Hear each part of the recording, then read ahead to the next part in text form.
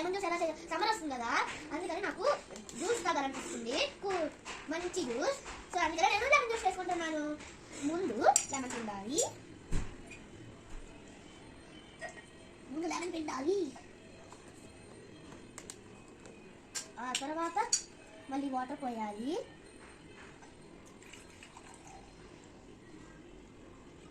Water సరిపోలేదు, 1 minute చాలే. ఇప్పుడు మళ్ళీ మనం 3 స్పూన్స్ షుగర్ వేసుకోవాలి. 1 2 3 1 అయిపోయింది, 2 3.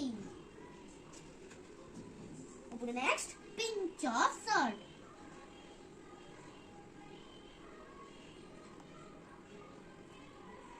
ఇప్పుడు కలపాలి, సాల్ట్ కలిపేంత వరకు కలుపుతూ ఉండాలి.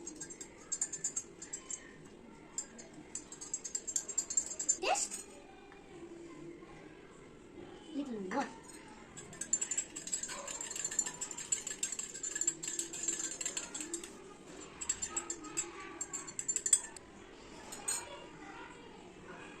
వావ్, చాలా బాగుంది ఫ్రెండ్స్.